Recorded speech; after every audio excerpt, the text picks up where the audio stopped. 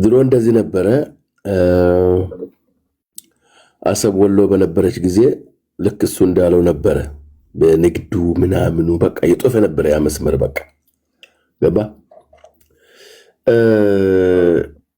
ነገር ግን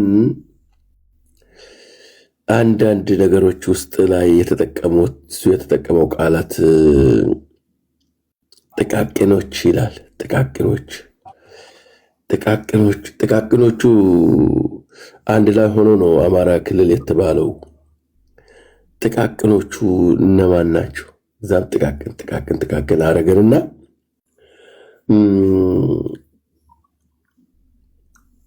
እዛ ውስጥ የሚኖር ብሔረሰብ ጥቃቅን አንተ እኔ ትላልቁ ነው። የኔ ንጉስ ነኝ የራሳሌ ሶስተኛ እንትን ነኝ እኔ ጥቃቅን ሲባል ታዲያ ምን ነው እንትና ጥቃቅን ስል አሁን ለምሳሌ እኔ ወሎዬ ነኝ።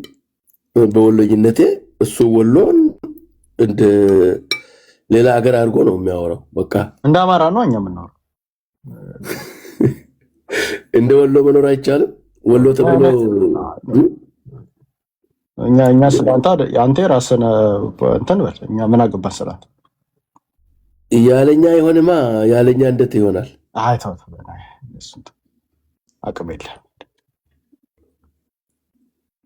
ምንም ማለት አንተ ነው ወሬ አሁን ሲልቅ ስለ ዋናው ፖለቲካ ያገባ ተወሱና አሁን ምን አሁን ምን አቅም አለህና ነው ምን እንትን የምትለው? አሁን እያወራን ያለ ነው ኦሪጂናሎቹን ነው እያወራን ያለ።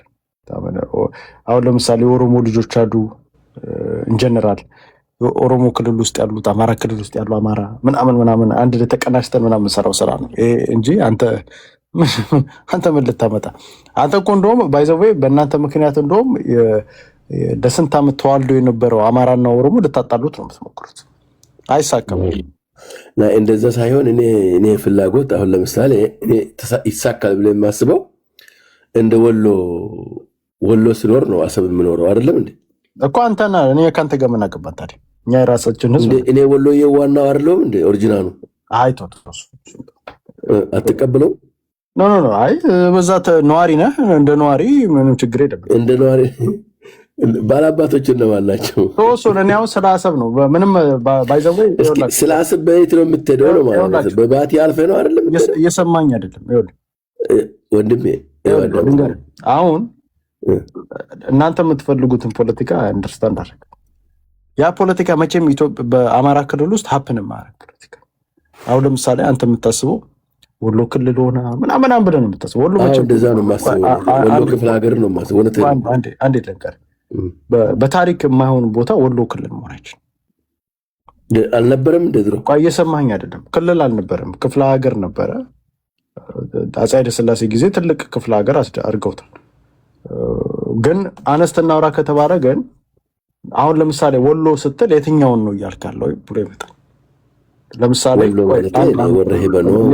እየሰማኸኝ እኮ የደቡብ ወሎ ነው እያወራ ያለው። ደቡብ ወሎ ጋር ነው እያወራ ያለው። ሰሜንም ራያ አዘቦ። አንዴ ስማኝ አንዴ። አሁን እናንተ አንደርስታንድ ያላረጋችሁት ነገር እዛ ጋር ወሎም ጎጃምም ጎንደርም ወለጋ ምናምን እንደ ክፍለ ሀገር አደርጋለሁ ማድረግ በጣም ከባድ ነው። የክፍለ ሀገር ፖለቲካ ቢካዝ ድሮ አሁን ለምሳሌ ክፍለ ሀገር ውስጥ የሌሉ ነገሮች አሁን እንደ አዲስ መጥተዋል። ክፍለ ሀገር ውስጥ የሌሉ ነገሮች ለምሳሌ አሁን ድሮ እንትን ለማድረግ ፈልገው ክፍለ ሀገር የሆነበት ምክንያት ለማስተዳደር እንዲመች ተፈልጎ ነው። ለምሳሌ አሁን ወሎ ውስጥ እነዚህ አካላቶች የገቡት መቼ ነው ካልከኝ ሪሰንትሊ ነው፣ በአፄ ኃይለ ሥላሴ ጊዜ የገቡ ናቸው። ለምሳሌ ወነካምስቱ አንዳንድ ቦታዎች ስማቸውን መጥቀስም አልፈልግም። አሁን ግን ወሎ ውስጥ ያሉት ግን ኦሪጂናል እዛ አካባቢ ይሄ አሁን በምጠራው ስም የሚጠሩ አልነበሩም። የራሳቸው እንትን የነበራቸው መዋቅር የነበራቸው ምናምን የነበራቸው ናቸው። ለእንትን ተብሎ ለማስተዳደር እንዲቀል ተብሎ የተደረገ ነው። ስለዚህ እነዛ አካላቶች መጥተው ወለየ ይሆኑላል ካልከኝ አሁን አንደኛ፣ ሁለተኛ የእናንተ ሙቭመንት ወሎ ክልል ነው የሚለው አብዛኛው ኦሮሞ ልጆች ያሉበት ነው። ስለዚህ እዛ ጋ ያለውን አማራ የአንተን ነገር ሲመጣ አይሰማም። ትንሽ ሌላ ነገር ከጀርባ ያለው ስለሆነ ስለዚህ አብዛኛው አማራ ይሰማሃል ወይ ካልከኝ አይሰማም። የብሔር ፖለቲካ ስላለ። ስለዚህ አሁን አንተ ምንድነው ኦፍ ኮርስ ልትል ትችላለህ፣ ዘላለም ዓለምን ወሎ ክልል ነው እያልክ ፖለቲካ ልሰራ ትችላለህ።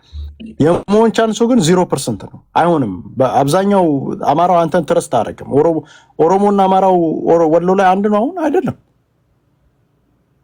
ስለዚህ ምንም እውነት እናውራ ከተባለ የትም በምን ቋንቋ ልታደርገው እዛ ብዙ ነገሮች አሉ ይመጡ እዛ ማህበረሰብ ውስጥ እንደዚህ አይነት ነገር ይሰማሃሉ። ሰሜን ወሎ አካባቢ ያለው ምን አይነት አቋም ነው ያለው? ወሎ ክልል ነው በሚል ላይ ደቡብ ወሎ ጋር ሳው ለምሳሌ ደሴ ጋር ያለው ምን አይነት አቋም ነው ያለው? እንትን ይሄ አማራ ሳይንት ጋር አካባቢ ምን አይነት አቋም ነው ያለው? ይሄን ሁሉ ሳታቅ እንትን አትበል እና እናንተ ላይክ ይሄንን አይኖ ልትሞክር ትችላለህ ምናምን ኦፍ ኮርስ ማንም ሰው ክልሉን ጥያቄ መጠየቅ ይችላል፣ ችግር የለም። ጥያቄ ግን የመፈጸም ቻንሱ ግን 0% ነው። አሁን በብዛት አሁን ብዙ አማሮች ስፔሻሊ ወሎ አካባቢ ያሉት ወሎ ክልል ነው እኮ እየሰሩበት ነው። መቼም አይሆን መቼም የማይመስል ነገር የሃይማኖት ችግር እንዳለ እናውቃለን እዛ ጋር ምንም አሁን ያለው ፖለቲካ እንደዚህ አይነት የሚያመጣ ፖለቲካ አይደለም። ስለዚህ አሁን ለምሳሌ አብዛኛው ሙስሊም እዚህ አፋበል ላይ ጥያቄ አለው። ትክክል ነው ጥያቄ ቢካዝ በብዛት የሚያቸው የክርስትና እምነት ተከታዮች ናቸው ምናምን። አሁን ፋኖ ጋር ስትመጣ ጥያቄ ያላቸው ሰዎች አሉ። ይሄ ለምንድን ነው የክርስቲያን ስብስብ ብቻ ነው? በሴም ቲንግ ይሄ ወሎ ክልል ነው የሚለው የአንድ እምነት የሚሰበሰብበት ነው። ልክ ይሄ አፋብን ጋር እንዳለው አፋብን ውስጥ አሁን ያሉት አሁን ለምሳሌ እንትኖች እንዳለ ኦርቶዶክሶች ናቸው። ጥንጥዬ ነው ሙስሊም ያለው። እንደውም አመራሩ ላይ የለም እንደው አውስጥቷል። አመራር ላይክ አነስተና ወረክ ከተባለ ተወካይም የለውም። እሷን ትክክል አይደለም። በሴም ቲንግ አሁን ወሎ ክልል ነው የምትሉት አብዛኛው ላይክ የአንድ እምነት እንትን ነው። ያንን ደግሞ ሌላኛው ልክ አሁን አፋብንን እንደማይቀበል ሙስሊም አማራ ትክክልም ነው ደግሞ አለመቀበሉ የአንድ እምነት የበላይነት ያለበት ነው። እዛ ላይ እንደዛ ይሰራል። ሴም ቲንግ እናንተ ጋር ስትመጣ እምነት ውስጡ ከጀርባው አለ። ስለዚህ ሁለቱም ጋር ስትመጣ ይሄ የመሆን ቻንሱ 0% ነው እና ይሄንን ውጠ መቀበል አለ። አሁን አማራ ክልል ውስጥ ነው ያለው፣ በዚህም በዛህም ያለው ያኛው እዛ በላስታ በኩል ያለው አላማውን ይዞ የሚቀመጣል፣ በእናንተ በኩልም ደግሞ አላማውን ይዞ የሚቀመጣል። እዛ ውስጥ ደግሞ ዋግምራ በኩል ደግሞ ሌላ ፖለቲካ ደግሞ የሚላል፣ በራያ በኩል ደግሞ ከራያን ክልል አድርግ ብሎ ደግሞ ከጀርባ የሚነሳል። ስለዚህ ወንድሜ ይሄንን ተስፋችሁን ዋጡት። አይሰራም። በቃ አሁን ባለው አይሰራም። ሁሉም እንዳለ የተነቃቃ ነው። አሁን ስፔሻሊ አሁን ባለው ይሄንን ማድረግ የምችለው የዛሬ 10 ዓመት 11 ዓመት በፊት ማድረግ ትችላል። አሁን ግን ባለው ግን ፖለቲካ የማይመስል ነገር በቃ ይሄን ነገር ዘግተ ነው ማለት አማራ ክልል ውስጥ ነው ያለው። አንተ ኦሮሞ ነህ እንደ ኦሮሞነት ተቀበለ መኖር፣ ሌላው ደግሞ አማራነቱን ተቀብሎ መኖር፣ እስላምም ክርስቲያኑም ሙስሊሙም ምናምን እንትን ያለ እና ኤኒዌይስ በዚህ ልክ አንደርስታንድ አድርገው። ግን አሁን እያወራን ያለ ነው ስለ አሰብ ነው እያወራን እንደው የወሎ ጠቅላይ ግዛት ስንል ያንተን ብሄር እያልን አይደለም። አንተ ራስን ፖለቲካ ሰራ በራስህ። እኛ ግን እያወራን ያለው ሞስት ፕሮባብሊ አማራውን ነው እያወራን ያለ ነው። አማራውን ደግሞ ብዙ የእምነት እንትን ያለበት ነው። ሙስሊምም ክርስቲያንም ፕሮቴስታንቱም ምናምን ያለበት ነው እያወራን ያለ ነው እንጂ ስለ አንተ ፖለቲካ አይደለም እያወራ። አሁን እየጠየቅኩ ያለው አሰብ ወደ ይሄንን የአሰብ ዘብ የሚባል ቢመጣ አንተ በዋና እኔ ባይዘው ለዚህም ደግሞ እኛ ኤክስፔክት የምናደርገው ይሄ መምጣቱ ኤክስፔክት የምናደርገው ለአማራ ቋንዴ ወንድም ብዙ የታገሉ ሰዎች አሉ። ከነዚሁም መካከል አሁን ለምሳሌ ማጆሪቲው አማራ ሊስማማባቸው የሚችላቸው ሰዎች አንድ ግለሰብ ናቸው። ማጆሪቲው አማራ ተቃዋሚውም ደጋፊውም ኢትዮጵያ ጠሉም ኢትዮጵያ ወዳዱ የሚስማማባቸው አንድ ግለሰብ ላይ ናቸው። እኚህ ሰውዬ ሳማው ምክትል መሪ አድርገህ ወይም ዋና አድርገህ ካላመጣ የማይመስል ነገር ነው። ይሄ እንትን አሰብ ዘብ ለራሱ መተህ ይሄ የማይሆን የመከላከያ ሰራዊትን እዛ ላይ ብታስገባ ልጠይቃችሁ ውስጥ ማናቸው? እኚህ ሰውዬ አንድ ሰው ናቸው። ባይዘው ተቃዋሚውንም ደጋፊውንም አማራውንም ምናምን ሙስሊሙም ክርስቲያኑንም ሊሰበስቡ የሚችሉ አንድ ግለሰብ ናቸው። እኚህን ግለሰብ ከስር ጻፉ።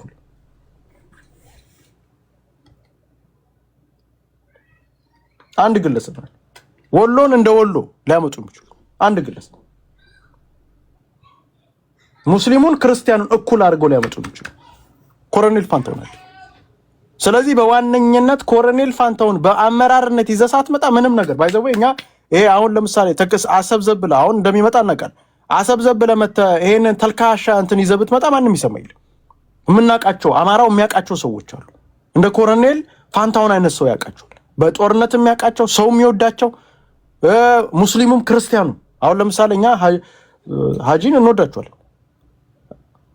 ሀጂ ሙፍቲ ሁሉም አማራውም ኦሮሞም ክርስቲያኑም ሙስሊሙ ምናምን የሚወዳቸው ናቸው።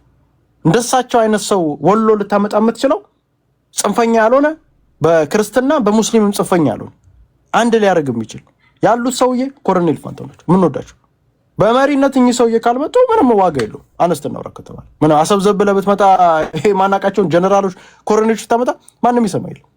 ስለዚህ የአማራውን ህዝብ ለመያዝ ከፈለክ የአማራውን ህዝብ ወደ አንድ እንዲመጣ ከፈለክ ይሄንን አሰብ ላይ የሚለውን ዘመቻ እንዲቀላቀል ከፈለክ አንደኛ በመከላከያ የምታመጣው ኃይል አይኖርም። አሰብ ዘብ በሚባለው እንደሱ አይነት ዘብ በሚባል ነገር ይዘህ ብትመጣ እነ ኮሎኔል ፋንታውን የዚህ ስራ ኮሎኔል ፋንታው እነ ኮማንዶ ፍቅሩ አሉ። በጣም ብዙ ኃይሎች አሉ። ባይ ዘ ዌይ ይሄንን ከዚህ ትግል የራቁ ራሳቸውን ያገለሉ ሰዎች አሉ። አፋድ ውስጥ የነበሩ ሰዎች እነሱ ቀጥታ እንደዚህ አይነት መከላከያ ላይ ካልካችሁ ጆይን ያደርጉ፣ ሚሊሻ ላይ ካልካቸው ጆይን ያደርጉ። ጆይን ሊያደርጉ የሚችሉት የአሰብ ዘብ ላይ ግን ጆይን ሊያደርጉ ይችላል። በቃ እንትን አላቸው። ከፋኖ ጋር የሚያገናኛቸው ነገር የለም። ፋኖ ከዚህ ጋር ይዋጉም፣ አላማ አላቸው፣ ግብ አላቸው። ደግሞ እነዚህ ሰዎች ደግሞ በአማራ ትግሉ ተፈትነው ያለፉ ሰዎች ናቸው። አማራው የሚወዳቸው ተፈትነው ያለፉ ሰዎች ናቸው። ስለዚህ እነዚህን ሰዎች ሳምሃው የአሰብ ዘብ ብለው ተመተው እዛ ቦታ ላይ ቢሄዱ ትልቅ ለውጥ ያመጣሉ። አማራውን ካለበለዛ የምታረጉት ፕሮፓጋንዳ ጋይስ ይሄንን በደንብ አንዳንዶቻችሁ አንደርስታንድ ማድረግ አለባችሁ። መከላከያውን ከዚህ በኋላ እንደ ኢትዮጵያ አዳኝ አድርገህ ለአማራው ህዝብ ከዚህ በኋላ ልሰብክለት አትችልም። በቃ አትችልም። በቃ መከላከያውን እንደ አማራ አዳኝ፣ እንደ ኢትዮጵያ አዳኝ፣ እንደ ኦሮሞ አዳኝ አድርገህ ልሰብክለት አትችልም። አማራውም ኦሮሞም ትግሬውም ሁሉም እንዳለ ሳማው ከመከላከያው ጋር ችግር ኦልሬዲ ጠላሸት ተጠልሿል። ኦልሬዲ መከላከያ አሁን ሚሊዮን ጊዜ አሁን ለምሳሌ አንድ ሰው ጥሩ ነገር ይዘህ መተህ ልደግፍ እንኳን ቢል መከላከያ ሊደግፍ አይችልም። ስሙ ተጠልሽቷል። ኦልሬዲ ሚሊሻ ሊደግፍ አይችልም።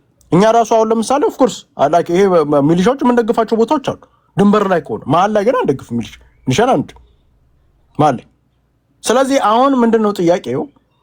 እነዚህ ዘቦችን አንደኛ የተለየ ልብስ ይዞ ማምጣት ቢካዝ እነዚህ ተከዜ ዘብ ማለት ኢትዮጵያን ነው የሚጠብቀው አይደል? ኢትዮጵያ ሲጠብቅ አይተናል። እነዚህ ባይዘው ሙሉ ኢትዮጵያ አንድ የሚያደርጋቸው ናቸው የሚወዳቸው። አሁን ለምሳሌ ተከዜ ዘብ ኢትዮጵያን የሚወደዋል፣ አማራውም ይወደዋል፣ ሌሎቹም ብሔር ብሔረሰቦች ኢትዮጵያ ውስጥ ያሉ ከኢትዮጵያ ውጭ ያሉት ብሔር ብሔረሰቦች ይወደዋል። the same thing እንደዛ ይሄንን አሰብ ዘብ የሚባለው ሙሉ ኢትዮጵያ የሚወደው የመንግስት ተቋሚ የመንግስት ደጋፊ አሰብ ዘብ ላይ እንትን እናደርጋና በዛ ልክ መታየት አለበት ለማለት ነው። ከዛ ውጪ ግን ሆኖ ግን የሚመጡ ነገሮች አሮንቲክ ተቀባይነት በመከላከያ ያውላችሁ ብልጽግናሽ ሚሊየን ጊዜ ብትመጣ መከላከያን ይዘ የኢትዮጵያ ማህበረሰብ አይቀበልህም። መከላከያው እንደ አውሬ ነው የሚያየው። በቃ መቼም እንደው የፈለገ ጥብስ ነገር ይዘው የሚመጡ የሚቀበላቸው ኢትዮጵያዊ የለም። በቃ ይሄንን ማወቅ አለባችሁ። ከኢትዮጵያው ጋር ኦልሬዲ ተጠላሻሽቷል። ኦልሬዲ ማንም አይደግፍም። መከላከያ ድል አደረገ ማንም ይሰማ የለም። መከላከያ በቃ ስሙ ኦልሬዲ ጎድፏል። ስሙን በሚሊዮን ጊዜ ብትመጣ አጠግነውም ከዚህ በኋላ የመከላከያን ስም እውነቱን አውቁ መጋፈጥ አለባችሁ። አሁን መከላከያችን ጀግናችን ማንም የሚሰማ የለም። ባይዘው መከላከያውን ኦልሬዲ ጥርጣሬ ውስጥ ገብቷል። የሰይጣንነት ሰይጣን ነው ተብሎ ኦልሬዲ ፕሮፓጋንዳ በየቦታው ሁሉም ብሔር ብሔረሰብ ሰርቶበታል። ስለዚህ በመከላከያውን ይዘመተ አሰብ ላይ የሚመጣ ኢትዮጵያዊ አይኖርም። እርግጠኛው ነኝ የምነግራችሁ። ኢቭን ከዚህ በፊት አሁን ለምሳሌ እንትን ይሄ ከአማራ ፖለቲካ ውስጥ ይሄ አሁን ምንድነው ከአፋብን ፖለቲካ ውስጥ ራሳቸውን ያገለሉ ሰዎች ራሱ መከላከያ ላይ ግቡ ብትላቸው ኮምፎርታብል አይሆኑም። አይሞትም። ለመከላከያ ለዛ ዩኒፎርም አይሞትም። ሰው አይሞትም። በቃ ለዛ ዩኒፎርም የሚሞተው የደቡብ ልጅ ነው ሊሞት የሚችለው። ኦሮሞዎች ልጆች ናቸው አብዛኛው። አማራ ለዛ ዩኒፎርም አይሞትም፣ መሞት አይፈልግም። የሚሞትልህ ዩኒፎርም አዲስ ዩኒፎርም መለያ ነው ባይዘው። ያም ደግሞ ምንድነው አዲስ ዩኒፎርም ይዘመታ ለአሰብ ዘብለ ፕሮፓጋንዳ ያልተሰራበት ቢካዝ ዩኒፎርም ወሳኝ ነው አይደል? ዩኒፎርም ላይ ነው ፕሮፓጋንዳ የሚሰራው። ያንን ዩኒፎርም ሳይ የአማራ ልጅ ሲገል ሲጨፈጨፍ ምናምን ነው የሚያው እዝና ላይ አዳኛ አድርጎ አይ። ስለዚህ ዩኒፎርም ወሳኝ ነገር ነው። ስለዚህ የመጀመሪያ የምታደርገው ዩኒፎርምና ስም ነው የምትለውጠው። መከላከያችን ምናምን አሁን ለምሳሌ ኤርትራኖችን ፖለቲካ ሲሰሩ ያቸው የብርሃኑ ጁላ ወታደር ቀስሞ ይሰብሩታል። አውቀው የሚያደርጉት እውነታቸው ነው፣ ሀቅ ነው የሚያደርጉት። እንትን ምንድነው የብርሃኑ ጁላ ሰራዊት የተማረከ ሰራዊት ቀስሙን ነው የሚሰብሩት። አርሊ ምንም እንደማ አቅም እንደሌለው ምናምን አሰብ ዘብ እስከተባለ አቅም ያለው ለምሳሌ አሁን ትግሬዎች ተከዜ ዘብ ወይንስ መከላከያ ብትለው ተከዜ ዘብን ይፈሩታል ከመከላከያ በላይ ታውቃላችሁ። ተከዜ ዘብን በፍቅር ነው የሚፈሩት። ቢካዝ ተከዜ ዘብ አንገቴን ይቆርጠኛል ብሎ ነው የሚፈራው። ባይዘው ከመከላከያና ተከዜ ዘብ ብታመጣ ተከዜ ዘብን ይፈራል። ቢካዝ እንትን መከላከያ ድሮን ካልያዘ አቅም የለውም የሚል ጭንቅላት ላይ የሁሉም ኢትዮጵያዊ ጭንቅላት ላይ ተስሏል። አቅም የላቸውም። ሯጮች ናቸው ምናምን የሚል ፕሮፓጋንዳ ተሰርቷል። ተከዜ ዘብ ጋር ስትመጣ ግን ይፈራዋል። ባይዘው ኤርትራ መጋፈጥ አይፈልግም። አሁን ለምሳሌ ተከዜ ዘብ ነካ ማለት ሙሉ አማራው በተለይ ጎንደር ይነሳባል። የጎንደር አማራ በቃ ያ አዳኛ አድርጎ የፈለገ የአፋብን ትግል ደገፈም አልደገፈም ወንካምሱ ተከዜ ዘብ ላይ አቋም አለው። በቃ ሁሉም ይሄ ደጋፊውም የማይደግፈው ምናምን አቋም አለው። ልክ እንደዛ አሰብ ዘብ ብለህ ብትመጣ ሁሉም ኢትዮጵያዊ ወዳጁም ጠላቱም እንዳለ አንድ ላይ ነው የሚመጣውና ስምና እንትን ወሳኝ ኦልሬዲ አንድ ጥላሸት የተጠለሸ ስም እንደዚህ በቀላል መጣ የኢትዮጵያ ማህበረሰብ ላይ ልታስጡ አችል። በብዙ ፕሮፓጋንዳ እኛም የሰራንበት ነው። መከላከያውን ሁሉም ሰርቶበታል። ይሄንን መከላከያ ለዋጠ ብትለው አይዋጥልም። እኔ አሁን ለምሳሌ ሚሊዮን ጊዜ አዳኝ ሆኖ ቢመጣ አዳኝ ነው ልሎ አችል። መከላከያ አፌ ቆጥበኛል ራሱ ልብፈልግ ራሱ እንደው ሳድኖ አይቼ ራሱ መከላከያ ጀግና ልል አልችልም በምንም ታምር የማይመስል ነገር። አሰብ ብለህ ግን ዘብ ይመጣ አላማ አለው ግብ አለው። ያም ደግሞ ግን ምንድነው ወደ እንትን መሄድ ነው። ይሄንን አንደርስታንድ ማድረግ አለበት። ስለዚህ በተለይ የክልሉ ውጭ ያለ አማራ አሁን ይሄ የአፋብን እንቅስቃሴ ብዙም እንትን መሄድ አይደለም ወደ ሩቅ መሄድ አቅም የለውም። አሁን ባለ እዛው ክልል ውስጥ ነው። ስለዚህ ራሳቸውን መዋቅር ሰርተው ደና ሰዎች ይዘው መጥተው ወደ ፊት ለፊት አሁን ያሉት አይነት የጻል ልጅ መንቦረጫያ ጨዋታ ሳይሆን ደና ሰዎች ይዘው መጥተው የተማሩ ማገናዘብ የሚችሉ ናት። ምሬ ወዳጆ ነው አይደል? አረቄ ሻጭ ይዘው ብትመጣ ትቀደሰማለህ እንዴ? ንቁ አዲስ አበባ አረቄ ሻጭ ይዘው መጣ የአማራን ያድናል ብትለኝ ይስቅባል። አቅም አሉ። ሰዎችን ማነሳሳትና ስልጣን ላይ መውጣት የተለየ ስልጣን ላይ መውጣት የተለየ። ስለዚህ እውነቱን መጋፈጥ አለበት። አሁን ዊን ሲቹዌሽን ለኦሮሞ ዊን ሲቹዌሽን ነው፣ ለእኛም ዊን ሲቹዌሽን። ኦሮሞ ተጠቃሚ ነው፣ እኛም ተጠቃሚ እንሆናለን። ይሄ ሪያሊቲ መጋፈጥ አለ። በተለይ ኦሮሞና አማራ ተጠቃሚ ነው የሚሆኑት ከዚህ። አብይ አህመድም ከዚህ ራሱ ተጠቃሚ ይሆናል እኮ በዛው ራሱ እሱ ዊን ሲቹዌሽን። እኛም ኢኮኖሚያችንን ነው የምናየው። የአማራውን ኢኮኖሚ የወደቀን ኢኮኖሚ እንዴት አድርገን እናንሳ ነው የምናየው። ኦሮሞም የወደቀውን ኢኮኖሚ እንዴት አድርጎ ላንሳ ነው። ኦሮሞ ተጠቃሚ ነው የሚሆነው። ቢካዝ የሚገባው ወደሱ ጋር እኮ ነው የሚገባው። ዋናው ቤዙ ኦሮሚያ ክልል ነው የሚገባው እና አዲስ አበባ ምናምን ሁሉም ሰው ተጠቃሚ ነው። ስለዚህ የአሰብ ጉዳይ እኔ አፋብን ያመጣል ብዬ አስብን አላስብም። እንደዚህ አይነት አቅምም አላቸው ብዬ አላስብም። አፋብን አቅም የለውም። አፋብን እንኳን አይደለም አሰብን የማምጣት የአማራ ጥያቄዎች ምን ናቸው ተብሎ ቢመጣ አፋብን አይመልስም። ጥያቄ የለውም። አፋብን ጥያቄ የለውም። አዲስ አበባ ብቻ ልግባ ነው የሚል በቃ የስልጣን ጥያቄ ነው። ባይዘው ጽምዶ እንዴት አድርገው እንደሚሰሩት አሁን አማራው አልቀበል ብሏቸው አልቀበላቸው ሲል ምን አይነት ፕሮፓጋንዳ ይዞ መጡ? ስሙት። ይሄን እና የጎንደር አስመላሾች ማለት የወልቃይት ምናምን አስመላሽ ኮሚቴ ምናምን በየቦታው ደመቀ ዘውዱ ያሰማራቸው እነሱ ያወራሉ አሉ። ስለዚህ ጽምዶ ለማበላሸት እኛ እኮ ወልቃይት ነን፣ እኛ እኮ ደመቀ ዘውዱ ነን፣ እኛ እኮ ጥያቄያችን ተመልሷል እኮ እኛ እኮ የወልቃይት ኮሚቴ ነን እኮ የሚል ቡድን ማለት ነው። እና ጽምዶ እኮ ከመቀለ ጋር ለምን ብለህ ነው እንደዚህ የምታደርገው? የደብረጽዮን ተላላፊ እኮ ነው ፋኖ ይለዋል። የጽምዶ ሊቀመንበር ማን ነው? አሁን የጽምዶ ሊቀመንበር እኮ ዘመነ ካሴ እኮ ነው። የጽምዶ ሊቀመንበር ማን ነው? ዘመነ ካሴ ነው። ወጀዝ ቲፒኤልኤፍን ይዞ እየመጣ ያለው ዘመነ ካሴ ነው። ግልጽ ነው እየነገረ ያለው። ምንድን ነው የምትዋሹት? ይሄ ሰውዬ በተናደደ ቁጥር መግለጫ ወጣ። ባይዘዌ የሚገርማችሁ ነገር አስረስ ማረን ሰድቦት ምን ብሎት አንላቀቅም ብሎት የሚያስፈራሩ ናቸው። ዛሬ የትግሉ ባለቤት አማሮች አይደላችሁም። ከየት ነው የምታመጡ? የትግሉ ባለቤት ራሳችሁን ነው እንደምታዩት አይደላችሁም። የትግሉ ባለቤት ሻዕቢያና ህወሓት ነች። የትግሉ ባለቤት ጽምዶ ነው። ባይዘዌ ይኸውላችሁ ግልጽ ነገረ እኮ የጽምዶ ሊቀመንበር ዘመነ ካሴ ነው። ዘመነ ካሴ እኮ ነው። አታውቅም? ምድረ ሙጀሊያ የትኛው ሚዲያ ላይ ነው ታዲያ ቁጭ ብለህ የምታደር የምትውለው? ሙጀሊያ ማነው ሊቀመንበሩ? ማነው ሸርማን እኮ ደመቀ እንትና እኮ ነው። ባይዘዌ ጆሮ ላይ ደመቀ የሚል ኦልሬዲ ምላሱ ላይ ስለተለጠፈበት ደመቀ እኮ ነው ይልሃል። ደመቀ አለና ከዛ ያውቃሉ ዳይኖታር ጅል አይደለም። ጽምዶ እኮ ከመቀለ ጋር ለምን ብለህ ነው እንደዚህ የምታደርገው? የደብረጽዮን ተላላፊ እኮ ነው ፋኖ ይለዋል። የጽምዶ ሊቀመንበር ማን ነው? አሁን ጽምዶ ሊቀመንበር ጽምዶ አማርኛ ቃልም አይደለም። ጽምዶ የትግርኛ ነው። ጽምዶ ሊቀመንበሩ ዳስሚስ እሱ ነው። እንደው እውነት ጅልን መስላችኋል? እስከዚህ ድረስ ነው ማለት የሚጮት። ዘራ ያዕቆብ አንድ ነገር ልንገር። ጎይድ ያኔ የሚያምታታው ነገር ጠፍቶን አይደለም። በእነሱ ቲቪ ሲነገር አይተህ ከሆነ በስተጀርባው የብሔር ብሔረሰቦች ብለው ነው ለጥፈው የሚታገሉት። ስለዚህ ወያኔ አሁን አማራውን ውስጥ ገብቶ በአማራ ጨንቃ እንዴት አድርጎ ገብቶ አማራውን ለማፍረስ እንደሚታገል ግልጽ ነው። አብይም ደሴም ቲም ነው። ሁለቱም አንድ አይነት ሲስተም ነው ያላቸው። ኢትዮጵያ ለማፍረስ አብይ አዲስ አበባ እየጠየቀ ያለው ጥያቄ ኦሮሚያ የሚባል ክልል አለ ወይ በኢትዮጵያ ውስጥ? አልነበረም፣ በታሪክም የለም፣ ጥንታዊም ታሪካዊም አይደለም።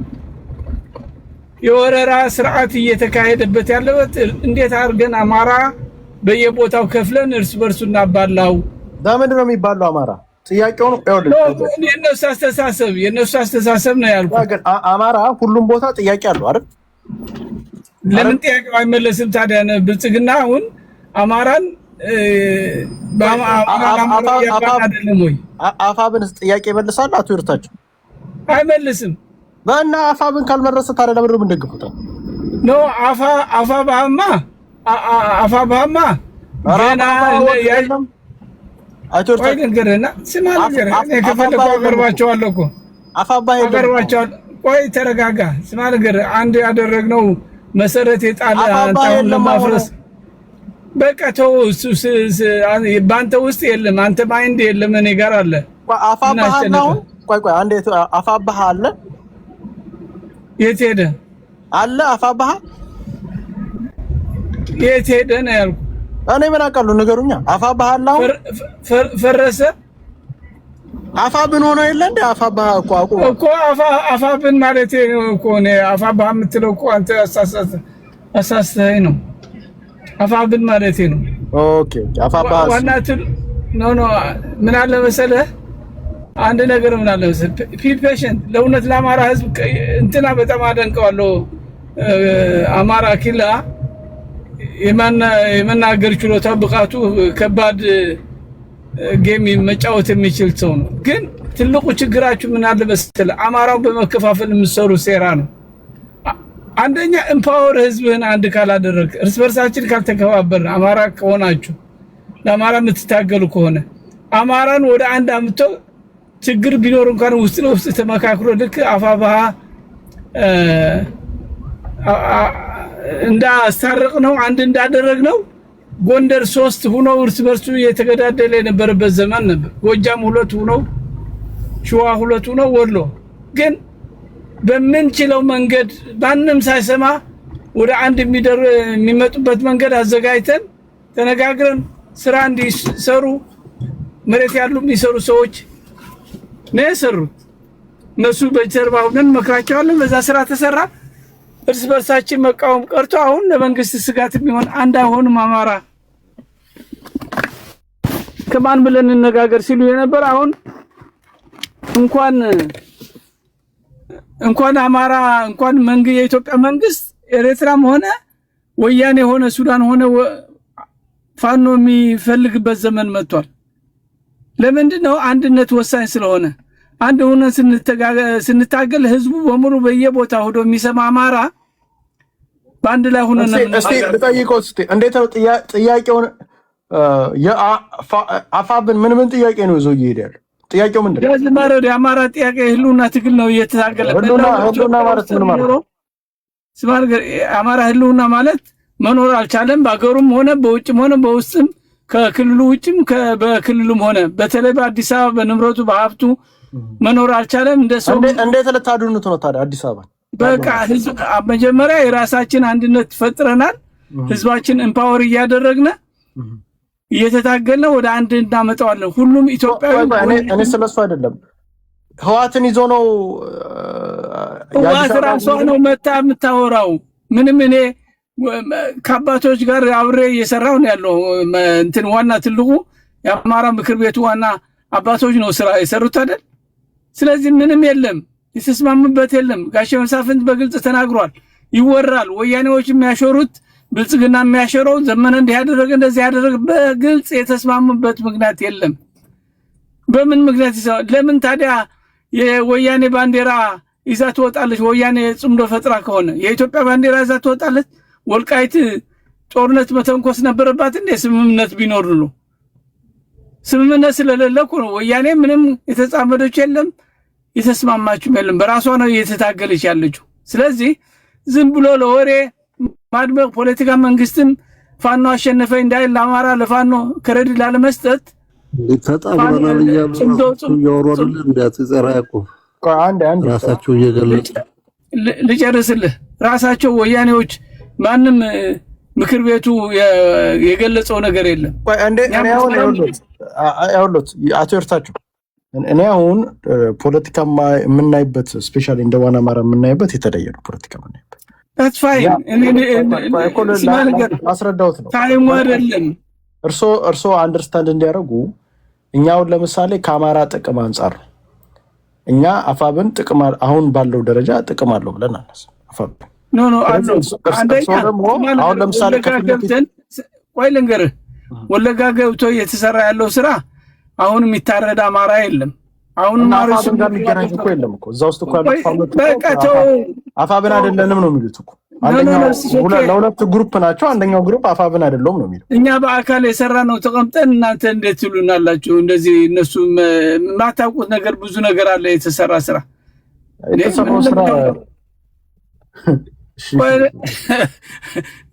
ዝም ብለህ እንትን ማለት አያስፈልግም። አንደርማይን ስለምታ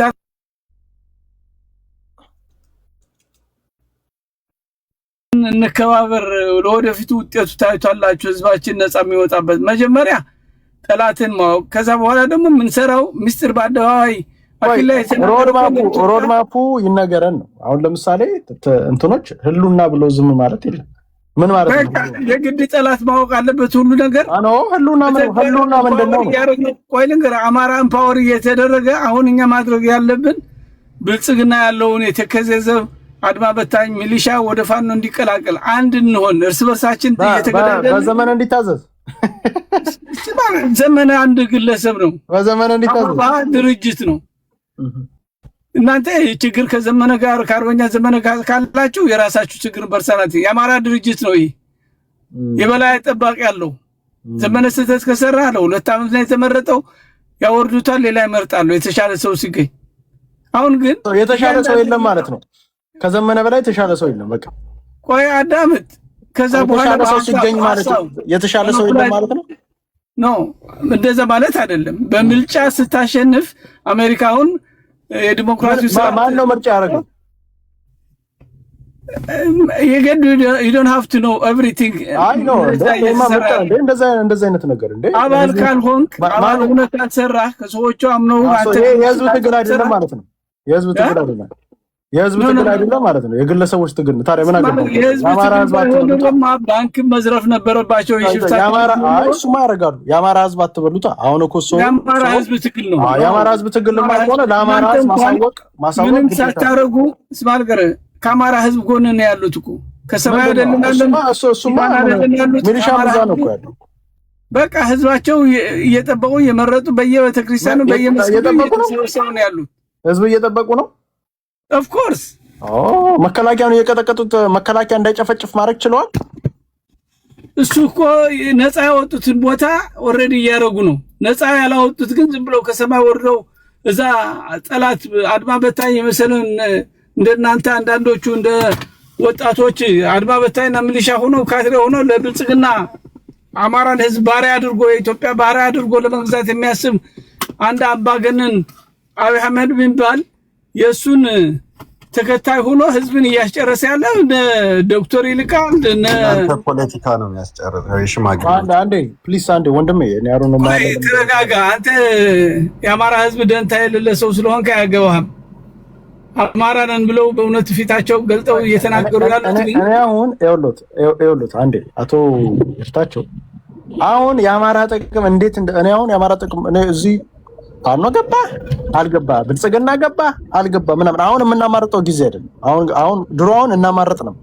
ድሮ አሁን አቶ ይርታቸው እኛ ፋኖ በነበረ አፋብን ፋኖ በነበረበት ሰዓት 4 ኪሎ ገብቶ ህዝብ ያድናል ብለን እናስብ። አሁን ግን እነሱም 4 ኪሎ የመግባት አቅሙ የላቸው ወደኋላ ሲሄዱ ነው እያየን ያለ ነው። ከከተማ ወረዳ ከወረዳ ቀበሌ ከቀበሌ አሁን የሉም ይወጡ። ስለዚህ እንትናቸውን የኤቭሪዴ ጉዟቸውን ስናይ ወደኋላ ነው ይሄድ ያለው እንጂ ወደፊት ለፊት ይሄዳል። አሁን ጥያቄው ስንት ዓመት እንጠብቃለን? ከዚህ በኋላ ስንት ዓመት ሊፈጅ ይችላል ትግሉ? የአሰብ ዘብ በእንዴት ምክንያት ነው የምሰራው? አንዴ ቆንድም አንዴ እስኬት ድረስ ሊሄድ ይችላል? ስንት ዓመት ነው የሚፈጀው? አቅማቸውስ እስኬት ድረስ ነው? አሁን ያላቸው አቅም እስኬት ድረስ ነው? የህዝብ ቅቡልናቸው እስኬት ድረስ ነው? አፋብን የሚባለው አደረጃጀት ውስጥ ያሉት ሰዎች 19 ፖሊት ቢሮ ነው 19 ግለሰቦች አቅማቸው እስኬት ድረስ ነው? የተማረ ኃይልስ እስኬት ድረስ ነው ያለው ብሎ ይገመግም። እዛ ውስጥ አሁን ለምሳሌ ስማ ልንገርህ፣ እነ ወያኔ ቆይ እነ ወያኔ ኖሯቸው አይደለም። አንድ ሰው በቂ ነው እኮ። አንድ መሪ ነው የሚያስፈልገው። አንድ መሪ ሁሉን አሰባስቦ በአንድ ላይ የሚመራ ዘመነ ነው። በቃ መሪው በቃ ተስፋ መቁረጥ ነው ያለ። ተረጋጋ። አንተ መቁረጥ ትችላለህ። የአማራ ህዝብ ግን ተስፋ ቆርጧል እኮ ህዝቡ። ኖ አይቆርጥም። የሚቆርጥበት ልጁ እየታረደ የነበረ የሚታረድ የለም። አሁን መከላከያ ቢሆን እጁ እየሰጠ ያለ የአማራ ትግል ብቃት ፍላጎት እያየ ኢትዮጵያን መፍረሷን ስለተረዳ ነው በየጊዜው መሳሪያውን እያሰረከበ ያለው። ቆይ አሁን እርሶ ኢትዮጵያን እንዴት ነው የሚያቀነው? አፋብ እሱ በሂደትን ታያለ። የግድ እናንተ አባሉ ለህዝቡ ካልተናገር እንዴት አድርጎ ነው ታዲያ? እንዴ ይሄማ ግልጽ ሆኖ መምጣት እኮ አለበት እኮ።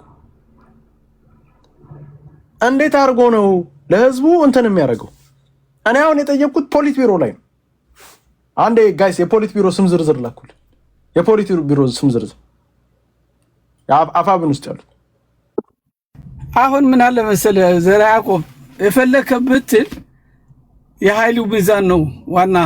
ቆይ የአፋብን ፖሊት ቢሮ አፋብን አባላቶቹ የ19ኞቹ አባላት ስም ወሬ ብቻ እኮ የሚፈታ ችግር የለም።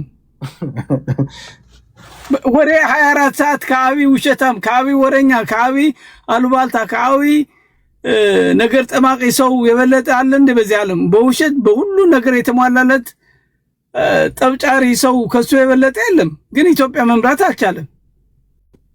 ስለዚህ ኢትዮጵያ መምራት የማይችል ኃይል ቢያወራ መምራት አይችልም ኢትዮጵያ። አሁን ጥያቄው እናንተስ? እኛማ የተሻለ እውቀት ያላቸው ሰዎች እኮ እናንተ ልጆች ናቸው። ማን ናቸው? ምሁራን አሉ። እዛው አፋብን ውስጥ ነው። እርሶ አታድኑ አሉ የሌሉ ማዕት ምሁራን አሉ። ማዕት ምሁራን መሬት ያሉትን ሆነ እዚህ እኔ እንደዛ አይደለም ነው። እንደዛማ ፖለቲካ የለም። ማን ናቸው እነዚህ ሰዎች? ነው ይደን ሀብት ነው፣ ስክሪት ነው፣ አይነገርም። ለምን ይነገራሉ? ሊበሉ እንዴ? ለመብላትማ አሳልፈህ ጠላትን ለመስጠት አያስፈልግም። ስራው ብቻ ይስሩ። በገንዘብ የሚረዳሉ፣ በእውቀት የሚረዳሉ፣ በሁሉ ነገር የሚረዱ ለአማራ ህዝብ የሚቆረቆሩ በዲፕሎማሲ የሚሰሩ ሰዎች አሉ። ይደን ሀብት ነው ኤቭሪቲንግ። ሁሉ ነገር ለጠላት አሳልፈህ እንዲያውም ይቆጨኛል። ቅድም አኪላ ስለ አሰብ ጥቅሙና ለሚያመጣው ፊውቸር ላይ ለጠላት አብይ እኮ ቢያደርጉ ነው መስራት የሚፈልጉ። እኔ የምቆጠበው ከቴዲም የቀረሁት አይዲያውን አሁን የህግ መንግስት መቀየር አለብን ብለን አጀንዳ ፈጥረን እዛ ስላለ ኦልሬዲ መቀየር አለበት ብለው ተመልሰው ግን የኮሚሽን ስራ ሊሰሩ አዲስ አበባን አቶርታ አሁን ይወላችሁ አሁን ቆይ አንድ የሚታርጉትና አሁን እኔ እነዚህን ሰዎች ካወዳደርኩኝ ደብረጽዮን፣ ሞንጆሪኖ፣ አብይ አህመድ፣ ኢሳያስ አፈወርቄ፣ ጀነራል ፊሊጶስ ምናምን ነው ማወራው ወይ ዝም ብሎ አይደለም ነው። አሁን እዚህ ጋር ጥያቄ ልጠይቅ። አሁን ፖሊት ቢሮዎችን አንደበት ዘመነ ካሴ ከኢሳያስ አፈወርቄ ከሞንጆሪኖ ከደብረጽዮን ከአብይ አህመድ በታች ነው ወይስ በላይ ነው? አንዳንድ በላይ ነው። ሁለቱ እውቀቱን ነው እያልኩ የፖለቲካ ግንዛቤ እውቀቱ አንዳንድ ከነ ሞንጆሪኖ ኢሳያስ አፈወርቄ ደብረጽዮን አብይ አህመድ በላይ ነው። አንዳንድ ሁለት አቅሙ ከነሱ በታች ግልጽ እውነቱን ማወራር አማራ ስለሆነ አናሸፍንለትም። ባይዘው ሪያሊቲው መጋፈጣል። አሁን እንግዲህ ያመጣናቸው ሰዎች ነው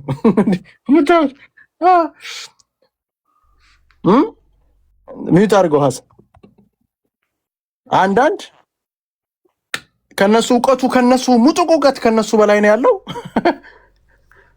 ፖለቲካ ግንዛቤ ከነሱ በታች ነው ያለው። ከነሱ በታች ነው። አንድ በሉ መከታው ማሙ ሙጥቁ አእምሮ ከነ እንትና በላይ ነው። ከመንጆሪ ነው ከእንትን ሶስት አዎ ከነሱ በላይ ነው። ቀደም ከነገርኳችሁ ግለሰብ በላይ ነው። 4 ከነሱ በታች ነው። 3 ከነሱ በላይ ነው። 4 አይደለም። ግልጽ መወራረት እኮ አለብን እንዴ! ምን አይነት ፖለቲካ ነው የምትሰሩት? ሀብቴ ወልዴ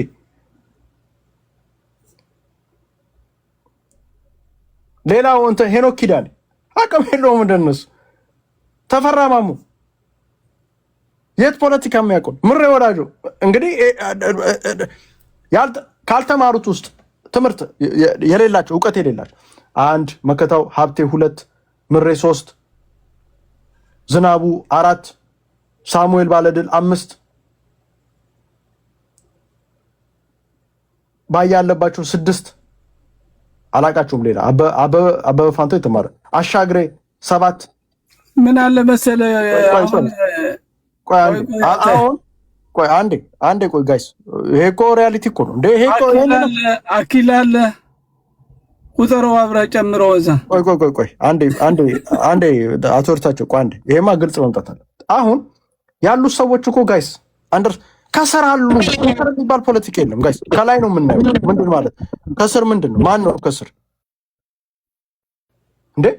ዘመነ ካሴ፣ መከታ ማሞ፣ ሀብቴ ወልዴ፣ ሄኖክ ኪዳኔ፣ ጀነራል ተፈራ ማሞ፣ ምሬ ወዳጆ። እንግዲህ ምሬ ወዳጆ ነው ወያየን ያለ ነው። ፖሊት ቢሮ ላይ አቅም ኖሮት ፖሊት ቢሮ ላይ የአማራ የወደፊት ህልውና ላይ ገብቷል። ምሬ ወዳጆ፣ ዘመነ ልንገረው፣ ዝናቡ ልንገረው፣ ሳሙኤል ባለድል፣ አስረስ ማዕረይ፣ እስክንድር ነጋ፣ ጌታ አስራደ፣ ድርሳነ ብርሃነ፣ ባያ ያለባቸው፣ ምንተስኖት ወንዳፍር፣ አስቻለው በለጠ፣ አበበ ፋንታው፣ አሻግሬ ባዩ፣ ብሩክ አበበ፣ ዘመነ ምህረት። ይሄ አነስተናውራ ከተባለ እነዚህ ተጨምቀው ኢሳያስ አፈወርቂ ተጨምቀው እነዚህ 21ዱ ተጨምቀው አንድ ኢሳያስ አፈወርቂ መሆናችሁ 19 ተጨምቀው ነው የምላችሁ። ተጨምቀው አንድ ኢሳያስ አፈወርቂ መሆናችሁ። እንዴት ነው እነዚህ አማራን የሚያድኑት? እነዚህ ተጨምቀው አንድ ሞንጆሪኖ አይሆኑ። በሞንጆሪኖ ልክ አቅም የላችሁም። ሞንጆሪኖ በታች ናቸው። እንዴት ነው ሰው እንዴ የበታች ሰው ይዘን እንትን ትቀርባላችሁ? ከስራ አሉ። ማን ናቸው እነዚህ? እነዚህ ናቸው እኮ ዋኖቹ። ዶክተር ፕሮፌሰር ምናምን ላይ ነው ኋላ ነው ያሉ። ዶክተር ፕሮፌሰር ስለሆንክ ባይዘው ፖለቲካ ታውቃለህ ማለት አይደለም። እነሱ እዚህ ውስጥ ፖሊት ቢሮ ላይ የሉ። እነዚህ ናቸው ያልተማሩ ናቸው እኮ ጋይስ። ከ19ኙ 15ቱ ትምህርት የላቸው ኤዱኬሽን። ከ19ኙ 15ቱ ገበሬዎች ናቸው።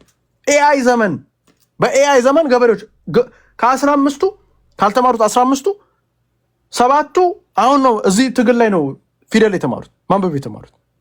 እንዴ ምን አይነት ፖለቲካ ነው የምትሰሩት ጋይስ? ኤአይ ዘመን ላይ ነን፣ ሩቅ ዘመን ላይ ነን። እንዴት ነው እንዴ የአማራ ጥያቄ በእነዚህ የሚመለሱ?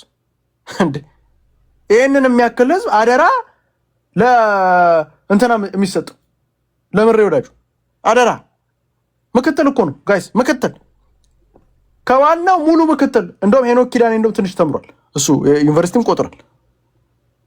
እሱ ነው እንደውም ትንሽ እንጂ 3 እኮ አቅም የላቸውም እኮ እንኩሉን ዘመነ እኮ አለማያ ዩኒቨርሲቲ እኮ ነው የተማረው። በጎልድ ምናምን ብሎ ፖለቲካ ይሰራሉ ነው አይደለም? ምን ጀስት ሬጉላር ተመረቀ በቃ። ማን ነው በጎልድ ምናምን እያልክ ፖለቲካ የምትሰራው? ተወዛዋዥ ነበር ከዚህ በፊት ጋይስ፣ ተወዛዋዦች የነበሩ እንደ እነዚህ ናቸው እኮ የአማራ የወደፊት ህልውና ላይ እኮ ገበሬዎች ምናምን እኮ ተሰብስበው እኮ የአማራ ወደፊት ህልውና ላይ እኮ የሚቀልዱት እኮ። በእነዚህ የሚመጣ አንድች ለውጥ የለም፣ ጥያቄ የለም። አንድ የሚመጣ ለውጥ የለም። አንድ ይመጣል ለውጥ። የሚመጣው ምንድን ነው? ፖለቲካ አንደርስታንድ ባደረጉ ሰዎች። እንደዛ ካልክ ብልጽግና ነህ አይደ ኖ ብልጽግና መሆን አያስፈልግም። ለውጥማ ግን የተሳሳትከው ምን አለ መሰለህ? ትልቅ ስህተት የተሳሳትከው እነዚህ ሰዎች ኢንተርናሽናል ኮሚኒቲ ረድቷቸው አይደለም፣ ከጠላት መሳሪያ ቀምተው እዚህ የደረሱ። እሱ ለውጥ አይደለም። እሱ 4 ላይ ገባም። ልጨርስልህ፣ ምላሴ ላይ አትቁም። 24 ሰዓት ነው የምታወሩት። እኔ ሰራተኛ ነኝ እየሰራሁ ምሰራውን መሬት ነው ምሰራው እንጂ ከናንተ ጋር ተናገርኩ አልተናገርኩም አመጣው ልጨርስ ምላሴ ላይ በአርስቱ ላይ መናገር እንፈልጋለን። አንድ ትፈልጋለህ? ምንም ችግር የለም። አንደኛ እርስ በርሳችን መናበብ ካልቻልን አሁን አብይ የሚለውን እናንተ ከደገማችሁ አቋማችሁ የተለየ ብልጽግና ድጋፍ ቆይ የአማራ ሰው ጀግና ነው ካለ ጀግና አይደለም ብዬ ልቃወም ነው? እሱ ያለውን እኮ መቃወም የለም። ኖ አብይ አህመድ እያታለለ እንደ ፈረንጅ እየሳቀ ነው የሚገልህ። እኔ ከሚገለኝ ሰው አላምነው በራሱ እሱ ያለውን መድገም ኖ ውሸት ነው። ሁሉም ሰው የሚናገረው ፌክ ነው። አማራን እያታለለ እያጭበረበረ እየገደለ ነው ያለው። ስለዚህ ኦልሬዲ ነው አባውት ሂም ቋንያውን ጥያቄ እናንተም አማራ እያላችሁ አሁን ስማ ነገር እነዚህ ትግል እኮ የሄደ ያለው ውጊያ ትግል እያካሄዱ ያለው አርበኞች ናቸው። ነገ የተሻለ ልጆቻቸው ከውስጥ ላለማስበላት የተባለም ብዙ የተማረ ኃይል አለ። ይህ ደግሞ አውተን አይደለም የምንነግረው። የታሰሩ አመራሮች እስር ቤት ያሉትን የማቀቁ ያሉትን አቶ ዮሐንስ ባያለው እኮ ተጠርጥረው ነው። ብዙ ምሁራን ስማልገን ማያገባ ከሆነ ስለ አማራ ታውራ ስለ አማራ ታውራ ስለ ብልጽግና ነው ማውራት ያለብህ። ምን አገባኝ? ባዴን የነበረ ሰው እኔ ስለ ባዴን ስማልገር አሁን ለምን መሰለ አማራ እየተታገረ ያለውን ምሁር እንደሌለው አድርገህ ማውራቱ ራሱ ክህደት ነው። እነዚህ አቅም የላቸውም፣ ክህደት ነው። እዚህ ያደረሱት እነሱ ናቸው። ነገ ደግሞ ሌላ ምሁር ይተካል። ለምንድን ነው የማይሄዱ? አሁን አንገቱ ያስደፉት አይደለም እንደ መከላከያው አንገቱ አማርኛ እየተማረ እኮ ነው ያለው። እስክታ አማርኛ እየወረደ ነው ያለው የኢትዮጵያ መከላከያ። አማርኛ መናገር የማይፈልጉ እኮ እስክታ እየወረዱ ነው ያሉት። እምቤኩ እያሉ እኮ ነው ያሉት። አሁን እሱ ያድናል። የትግሉ ምን ያህል ተጽዕኖ ፈጣሪ መሆኑን ያሳያል። አንድ እድገት አንድ ኃይል እየገነባ የምትሄድበት እምቤኩ ስላለ የሚለወጥ የአማራ ጥያቄ በእምቤኩ ነው። ኖ ስማ ነገር ማለቱ ራሱ አማራ ሲያርድ የነበረ ነው። እንደ ጥያቄ ፈታር ሰሎቱ እኮ እምቤኩ እያለ ነው አይደለም። እስክታ እየወረደ እምቤኩ አብይ እምቤኩ እያሉት ነው።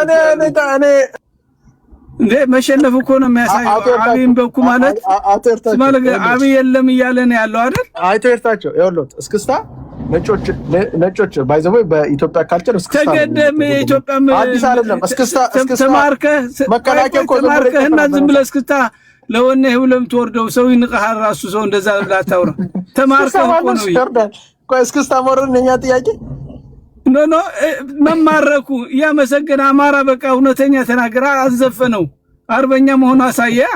የአማራ ጥያቄ እኔ አስገድዶ ስማ ነገር እኔ አሁን አስገድዶና ኦሮምኛ ዝፈን ብሎ በኃይል ካስገደደኝ ፈርቼ ሞታታለሁ እንጂ በግድ ትግርኛ ዝፈን ወይ አማርኛ ዝፈን ብሎ ካስገደደኝ ካልፈራ በስተቀር እስክታውን አልወርድም። ዝም ብዬ በደስታ ጭፈራ ገብቼ ልዘፍን እችላለሁ የኢትዮጵያ ስለሆነ የፈረንጅም ቢሆን።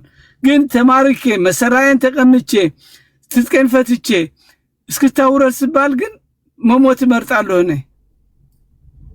አደርዋይስ ካለ ተሸንፏል። እንደኮ አብይ ካለ ደግሞ አብይ የለም እያለን ያለው በቃ ተሸንፈናል፣ ብልጽግና የለም አለ።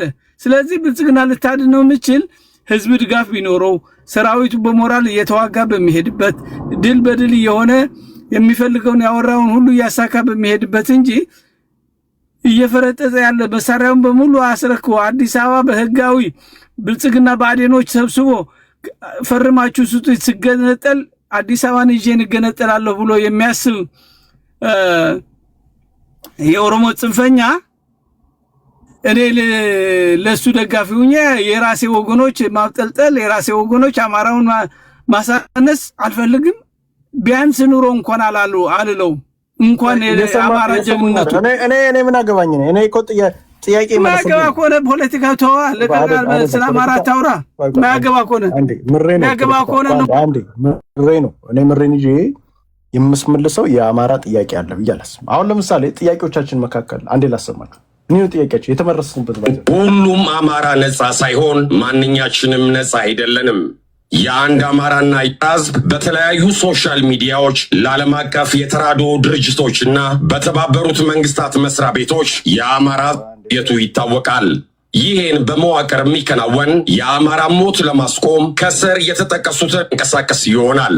እነዚህ የመታገያ ጥያቄዎችን የሚያንቀሳቀስ 2021 ላይ ያወጣ ነው። እችን ጥያቄ ለማስመለስ ከዛ በኋላ እኛ እዚህ ትግል ውስጥ የለን። እኔ አምናር ስቱፒድ ምሬን እየተጠባበቅኩ ከዚህ በላይ አንድ ፕሊስ ጋይስ ሚዩት አድርጉት። ምሬንና እዛ ውስጥ ያሉትን መሀይሞች እየተጠባበቅን 50 ዓመት አንቀመጥ። ጥያቄያችን እችንች ይሆናል። እነዚህን ጥያቄዎች በይሁንታ ለማስመለስ ይህ አደረጃጀት ሰላማዊ የሆነ እልህ አስጨራሽ ትግል እያደረገና ለማድረግ በቂ ስንቅና ምክንያት ያለው መሆኑን ለማሳወቅ ይወዳል። በሁሉም አካባቢ ያላችሁ አማሮች ይህንን ቆራጥ ትግል እንድትቀላቀሉ አደረጃጀቱ ጥሪውን ያቀርባል።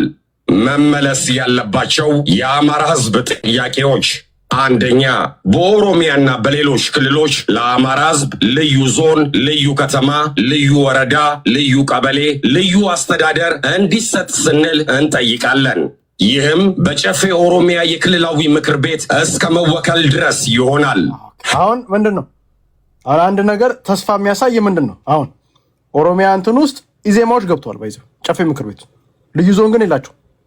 ስለዚህ አሁን ምንድን ነው እዛ ውስጥ ልዩ ዞን ነው የምንፈልግ። ኦሮሚያ አንደኛ የምንታገልበት አንደኛ እዚህ ትግል ውስጥ የመጣ ነው በወለጋ ጉዳይ ስለሆነ፣ ስለዚህ አንደኛ ጥያቄያችን ኦሮሚያ ክልል ውስጥ ልዩ ዞን በራሱ ማስተዳደር አለበት ማህበረሰቡ ብለን ጥያቄ። ለዛም ደግሞ ምን እዛ ያለውን አፋብን አደረጃጀት ፋኖ አይደለም እዛ ያሉት አፋብኖች አይደሉም ፋኖ አደረጃጀት በፖለቲካ እንደግፉ።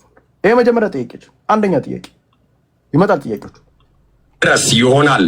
ሁለተኛ፣ ወልቃይትና ራያ ወደ ነባር የማንነት ባለቤታቸው ወደ አማራ ክልል ተመላሽ እንዲሆኑና በ15 ወራቶች ውስጥ ሁለቱን ቦታዎች ለማስተዳደር የወጡ ወጪዎች እንዲተኩ እናሳስባለን።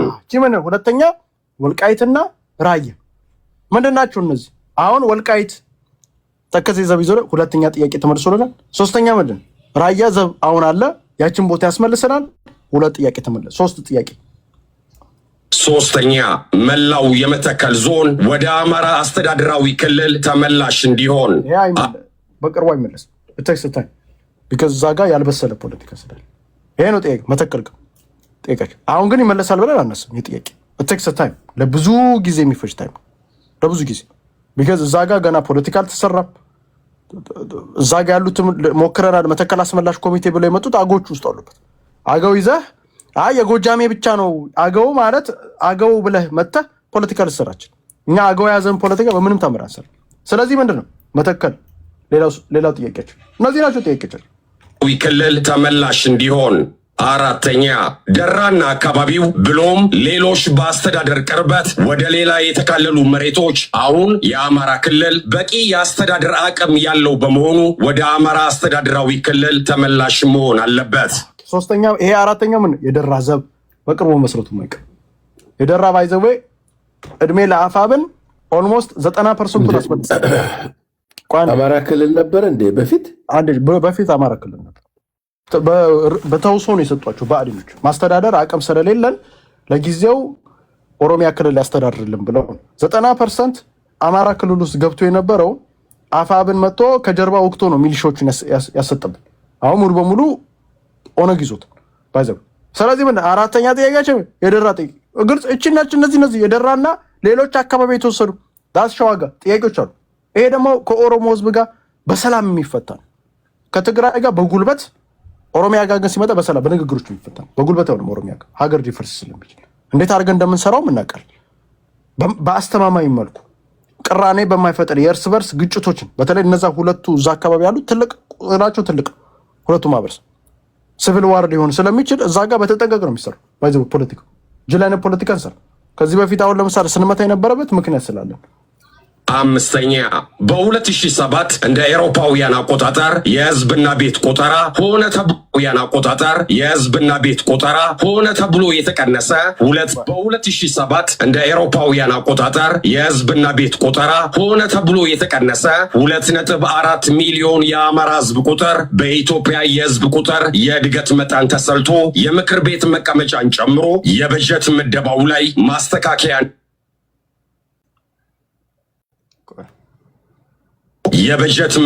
ላይ ማስተካከያ እንዲደረግ አልፎም ፍትሃዊ የሆነ የህዝብና የቤቶች ቆጠራ እንዲደረግ በጽኑ እናሳስባለን።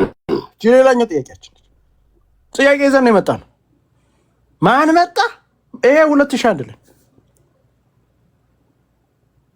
ማን መጣ ጉዳያችን አይደለም። ኦሮሞ መለሰልኝ፣ ትግሬ መለሰልኝ፣ አፋብን መለሰልኝ፣ ሶማሌ መለሰልኝ። ዊ ዶንት ኬር።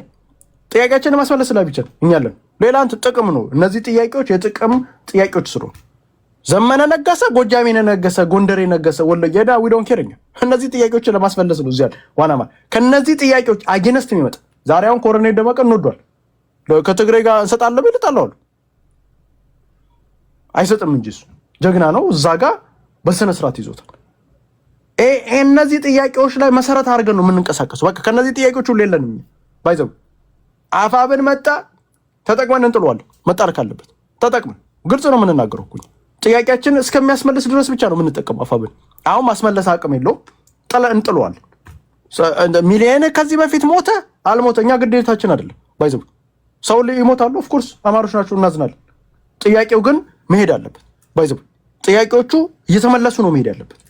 ህዝብ ላይ ነው እኛ ትኩረታችን፣ ታጣቂ ላይ አይደለም።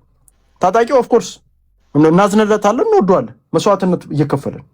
ለማን ነው የምትጠይቀው? አንዴ ስማኝ፣ አንዴ እየሰማኝ ማንም ይመልስ። ማንም አሮን ኬርኔ እዚህ እኮ ወደውን ኬርኛ ብልጽግና መለሰልን፣ አፋብን መለሰ፣ ማን መለሰ? አብን ተጠቅመን ጥለናቸው። አብን አቅሙን አሟጠን የፖለቲካ አቅሙን ተጠቅመን አሁን አቅሙ እዚህ ጋር ነው። በቃ መቆም አለበት። ወደ የብልጽግና ገረድ ሲሆን አቁም አይደል? የብልጽግና ገረድ ሲሆን አብንን መደገፍ አማራው አቁም። ተሰምቲንግ አፋብን አቅሙን አሟጠን ጨርሰዋል። አሟጠን ምን ማለት ነው? ፕሬሸር ምን እነዚህ ጥያቄዎች እንዲያደርጉ ፕሬሸር ነው ማስፈጠር። ማንን? ብልጽግናን ሊሆን ይችላል። እዛ ጋር የመጣውን አስተዳደር ፕሬሸር እንዲያደርግ ነው የምናደርገው። ከዛ የዘለለ ስልጣን አይዝም። ምንድን ነው የምናወራው? አፋብን አሁን ያሉት 19ኙ ስልጣን የሚይዝ አቁማላችሁ የላችሁ። ማንን ነው የምንዋሸው? ስለዚህ እነዚህ ጥያቄዎች ማለት የወደፊት አማራ የሉና ጉዳይ ነው። 80 ሚሊዮን አማራ ህዝብ ነው ያለው እንላለን። 80 ሚሊዮን የአማራ ህዝብ ከዛ ውስጥ ኦፍ ኮርስ 100,000 200,000 300,000 100,000 50,000 ምናምን ሊጎዳ ይችላል፣ ሊሞት ይችላል። ጥያቄዎቹ ግን 80 ሚሊዮንና ሌላ አማራ ግን ጥያቄው እንዲመለስ መደረግ አለበት። ይሄ ነው ካልኩሌሽን። ስለዚህ ይሄ ከዚህ በፊት እንደ መስዋዕትነት ገብረዋል የሚባል ፖለቲካ የለም። ወደፊት አማራ ሲያሸንፍ ጥያቄዎቹን ከመለሰ በኋላ ጀግና ተብላ ሐውልት ይሰራላል፣ ችግር የለም። አሁን ወደፊት ታሰሩ ይታሰር፣ ችግር የለም። ወደፊት ነው የምንሄደው። ታሰረ ምን እያልኩ አላለቅስም። ወደፊት ጥያቄዎችን እነዛ የታሰሩት ጥያቄዎችን መመለሻዎች ናቸው። ኤቭሪቲንግ አማራ አሟጦ ይጠቀምባል። እኛን መጠቀም ነው ያለበት። እንደዚህ የአማራ ፖለቲካ ዋና አማራ ፖለቲካ እንደዚህ አሙጠን እንጠቀምባል። ጠቀም ከሌለ ወደዛ ዞር በል። ምን አገባን እኛ? ምን ካንተ ጋር ይቲንክኛ ቁጭ ብለን ምናምን እንትን ጊዜያችንን ታይማችንን ምናምን ኢነርጂ እያደረግን ታሰርክ አልታሰርክ ብለን ልንቀመጥ መስል ኖ ወደፊት ለፊት ነው የሚሄደው። ሁሌ ወደኋላ የለም። የአማራ ህዝብ መዳን አለበት። የሚድነው ደግሞ ምንድን ነው? ወደፊት ለፊት እያልክ ስትመጣ ነው እንጂ እየቆዘምክማ የምትመጣ ከሆነማ ሌላ ስትራቴጂዎች ልውጡጥ ማለት አንድ ቦታ ካልተሳካል ወደ አንድ ቦታ ካልተሳካል ወደ አንድ ቦታ እንደዛ እየተዘዋወርክ ነው። ፖለቲካ እኮ እንደዛ ነው የሚሰራው። ፖለቲካ እኮ ጅልነት አይደለም፣ ይሄ ሌላ ነው። ስለዚህ ሪያሊቲውን መጋፈጥ አለብን። 100 ቢሊዮን ብር በላይ ለትግራይ በጀት የሰጠው የፌደራል መንግስት። ስለዚህ ጥያቄዎቻችን ግልጽ ነው። አላሸን ምን አላለን፣ አላማ ይዘን ነው ምን ብለን የመጣ ነው። ሌላው ይሄን ነው ጥያቄያችን። ሌላው ሞከር በኦሮሚያና በሌሎች ክልሎችም ሲሞከር እንዲጨምር ፌዴራል የሥራ ቋንቋዎች ቁጥር 7ኛ የፌዴራል የሥራ ቋንቋዎች ቁጥር እንዲጨምር ሲሞከር በኦሮሚያና በሌሎች ክልሎችም የአማርኛ ቋንቋ የሥራ ቋንቋ መሆን ይኖርበታል። በተጨማሪም ለ800 ዓመታት አገራዊ ቋንቋ ሆኖ ያገለገለው የአማርኛ ቋንቋ ከሥራ ቋንቋነት ወደ ፌዴራል ቋንቋ እንዲያድግ ይጠይቃል። ይሄ ነው ጥያቄያችን። የቋንቋ ጥያቄ ጥያቄ ጽፈን የመጣ ነው። እንደ አፋብን 4 ኪሎ እያለን አይደለም የምንትን ጥያቄያችንን ጽፈን ነው። አፋብን ይሄችን ጥያቄ ትመልሳለህ፣ ከመለስ እግር ላይ እንደፋል፣ ካልመለስ በቀይ ካርድ ነው የምትባረር። ጥያቄያችን ነው። እሱ ገበረ አልገበረ፣ ሰው ሞተ አልሞተ፣ ሰው ይሞታል። ጦርነት ላይ አይደል እንዳል ሚሊዮን ሰው ሊሞት ይችላል። ከዚህ በላይ ጥያቄን ትመልሳለን። የአማራ ጥያቄዎች ይመለሳሉ ወይ ነው ጥያቄ። ካልመለስክ ምን ያደርግልኛል? ምን አንተ ኖር ካልኖር ዘመነ ስልጣን ያዘ ምናምን። እኛ አሁን እዚህ አይታችሁናል። ጎጃም ስልጣን ያዘ፣ ጎንደር ስልጣን ያዘ፣ አንከራከርም። ቆይ ከቡድኑ ነፃ እንዲወጣ መደረግ ይኖርበታል። 9ኛ በአማራ በደንብ አንደርስታንድ እንድታረው እኛ ቀልድ አይደለም እያወራን። ተኛ በአጥፊው ወያኔ ወራሪና ዘራፊ ቡድን የተያዙ የአማራ መሬቶችን በአስቸኳይ ከቡድኑ ነፃ እንዲወጣ መደረግ ይኖርበታል። ይሄ ምንድን ነው? ሽሬ ድረስ ነው ባይዘው ዶንት ቲንክ ታደኛ አክሱም ምናምን እሱ ወደፊት ሽሬ ጋር ግን አይናችንን ጥለን ነው የምንጫወተው። ሽሬ ይገባል።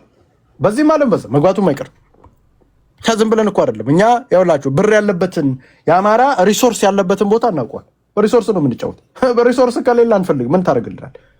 እኔ አሁን ለምሳሌ አሰብን የምናይበትና ሌላው መሬት የምናይበት አሰብ ሪሶርስ ነው፣ ወልቃይት ሪሶርስ ነው፣ መተከል ሪሶርስ ናቸው፣ ራያ ሪሶርስ ነው፣ ደራ አጎራባች ሜዳ።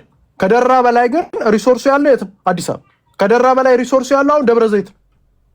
ደብረ ዘይት የስራ እድሎች እየመጣ የስራ እድሎች አማሮች እንኳን ደስ ያላችሁ የስራ እድል እየመጣ ታብታባ 9 የስራ እድሎች እየመጣ እኛ በዓላማ ይዘን እኮ ነው። ዝም አንዳንዴ ጋይስ አንደርስታንድ የአማራ ታሪካዊ ርስት የሆነችው የኢትዮጵያ ዋና ከተማ አዲስ አበባ የሁሉም ኢትዮጵያዊ ከተማ ስትሆን ዛሬ ላይ ባለባት ያልተገባ የባለቤትነት ጫና የከተማው ሕዝብ ከባለቤትነት፣ ከኢኮኖሚ፣ ከፖለቲካና ውሳኔ ሰጭነት የተገለለ ማህበረሰብ በመሆኑም ከተማዋ የራስ ገዝ ወይም ክልላዊ አስተዳደር እንድትሆን በጽኑ እንጠይቃለን። አሁን ደግሞ በምክክር ኮሚሽን ይሄ እየመጣ ነው ጥያቄ። ይሄ ጥያቄ ከተማ ራስ ገዝ ወይንም ፌደራል በፌደራል ደረጃ የምትተዳደር ከሆነ ነው ምንም ችግር የለብን። ባይዘ ጥያቄ ማስመለስ ማለት ነው። ጥያቄዎቻችን እኛ ጥያቄ ዘን እኮ ነው የመጣነው። ዘመደ ጀን መሰላችሁ ወይ? አይ ዶንት ቲንክ አንዳንዶቻችሁ ዋና አማራን አታውቁትም ማለት ነው። እኛ ስንመሰለ ብልጽግና ነው እንደ ምላሽ የሚሰጠው ማንም ሚስጥ ምን አገባኝ እኔ። ፌደራል ዋና ከተማ አሁን እኮ በግዛት ይሁን የፌደራል ዋና ከተማ ጥያቄ መጥቷል እኮ። አንተ አማራ አይደለም በቃ።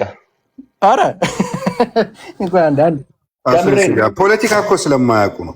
አማራ አይደለም 100%። አንዴ ፕሊስ ሚውት አድርጎ አንዴ። ስለዚህ ጥያቄ ይዘን ነው ይመጣል። 11ኛ ከኦሮሚያ ከቤንሻንጉል ብሎም በተከፈተባቸው ጦርነት ምክንያት ለተፈናቀሉ የአማራ ሕዝብ አስቸኳይ የሆነ ሁለገብ እርዳታ እንዲደረግላቸው እናሳስባለን።